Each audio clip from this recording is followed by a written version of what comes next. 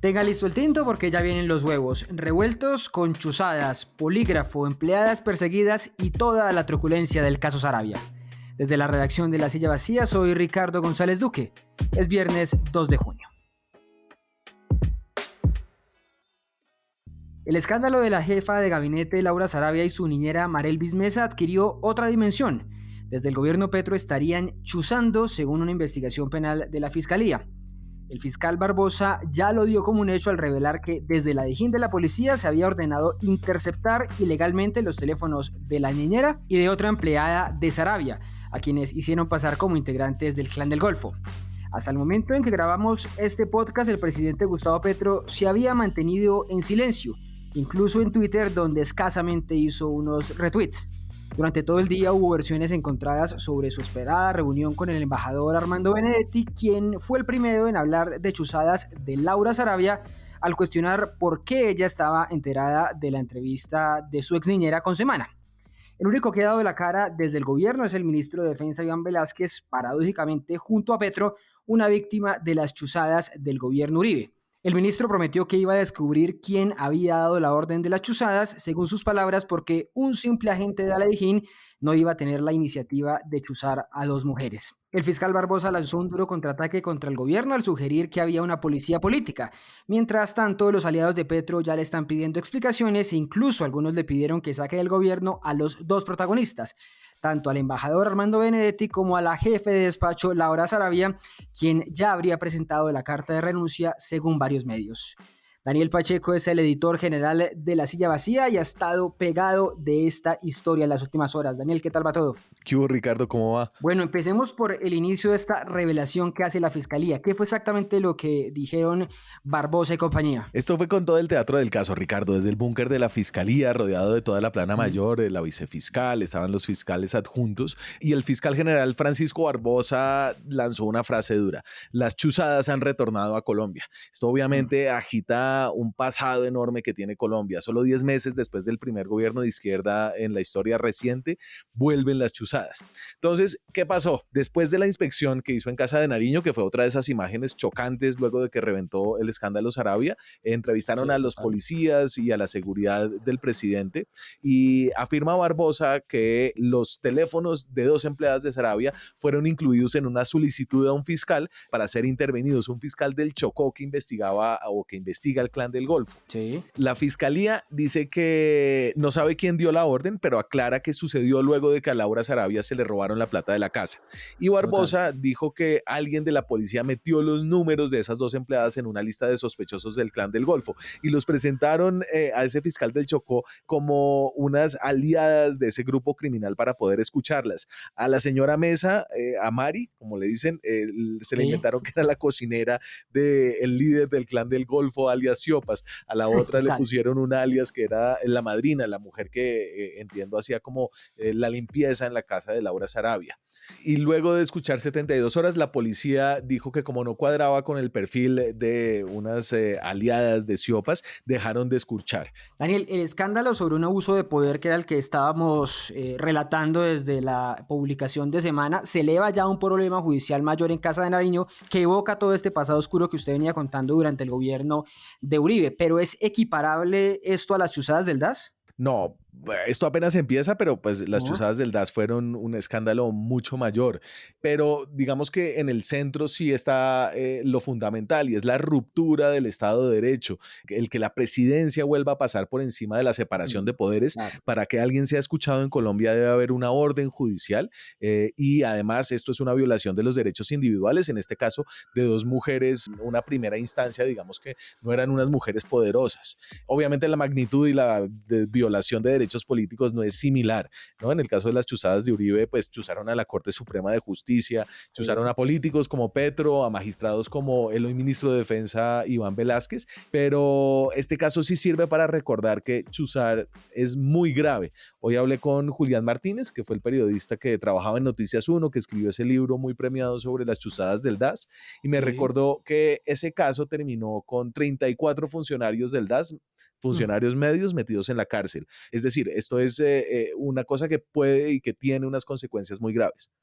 La dimensión era muy grande, por supuesto, en esa época, pero con esto que revela el fiscal, el gobierno de Petro parece perder la bandera de perseguido y le cae encima la sombra de ser perseguidor. Cuando estalló este escándalo en Twitter, recordaban una frase de Antonio Caballero que decía que todos los que son de izquierda cuando llegan al poder se convierten en fuerzas de derecha por cómo ejercen el poder. Todo esto, de alguna manera, Daniel, derrumba ese relato que Petro ha querido representar. Es que Gustavo Petro, como él mismo ha recordado en muchas ocasiones, fue chuzado Sí, claro. por el gobierno de Álvaro Uribe. Hoy me puse a buscar en Twitter y encontré este mensaje de Petro del 2011. Entonces, respondiendo a Álvaro Uribe Vélez, dice, los que penetran las cuentas y las comunicaciones son terroristas. Le expreso mi rechazo a esta y a todas las chuzadas. ¿No? Increíble. Y creo que en ese caso no se trataba de las chuzadas del DAS, sino de unas nuevas chuzadas. Este es un problema recurrente en Colombia.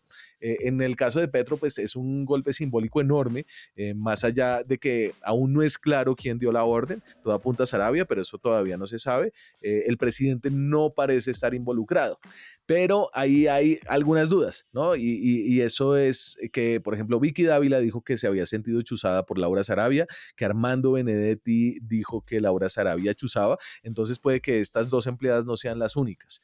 Y además, en el contexto de la pelea política que venía teniendo el gobierno con, por ejemplo, algunas cortes, con el mismo fiscal general, y venía hablando de ser víctima de un golpe blando, pues esa narrativa de víctima como una presidencia chuzadora, pues se desinfla mucho en este contexto. Si usted lo dice, esto por ahora no toca al presidente, no lo pone como a responder como el que dio las órdenes de chuzar, pero ¿dónde está el presidente? Esta es una prueba enorme para el talante de Petro y está desaparecido, ¿no? Pucha, pues en uno de los días de mayor crisis en estos 10 meses de gobierno, y Petro no está en casa de Nariño, nadie sabe dónde está, nadie dice dónde está.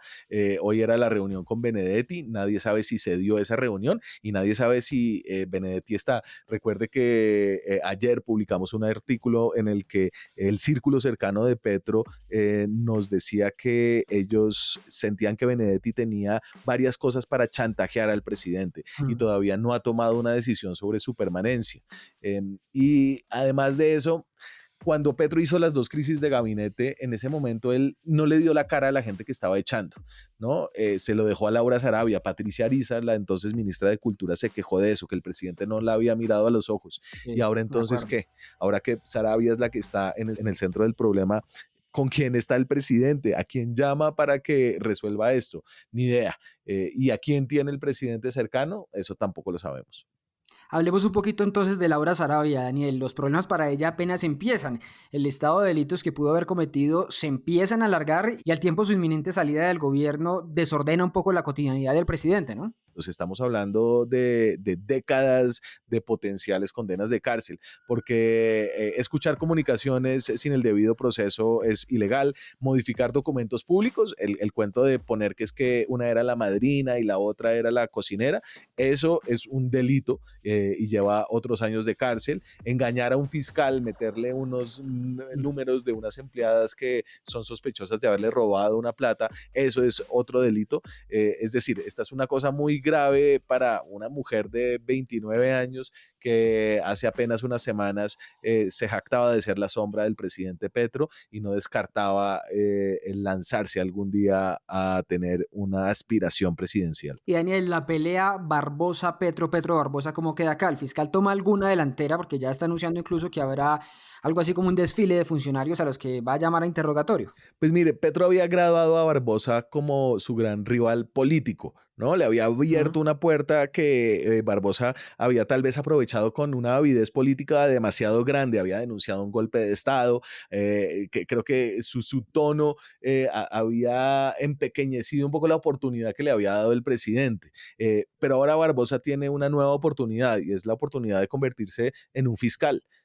Aquí hay un rastro de pruebas, hay un rastro de indicios que va más allá de las chuzadas mismas y que él puede investigar. Está el tema de la plata, por ejemplo, la vicefiscal Mancera habló varias veces, ¿no? Todavía no se Sí. sabe cuánta plata fue que le robaron a Laura Sarabia. Algunos hablan de los $7,000, otra versión de los 5,000, pero se habla de 150 millones de pesos, que esa es la versión de Armando Benedetti. Y si esa plata la fiscalía encuentra demuestra que viene de un origen ilícito, pues no estaríamos solo hablando de una ruptura del Estado de Derecho por las chuzadas y de la democracia, sino también de un caso de corrupción. Pues le soy sincero, Daniel, cuando empezamos a hablar de este capítulo de este podcast, leer de que decía las chuzadas en el gobierno Petro sonaba rarísimo, pero en eso estamos, en el primer capítulo de las chuzadas en el gobierno Petro. Gracias por pasar por acá, Daniel. Un gusto, Ricardo.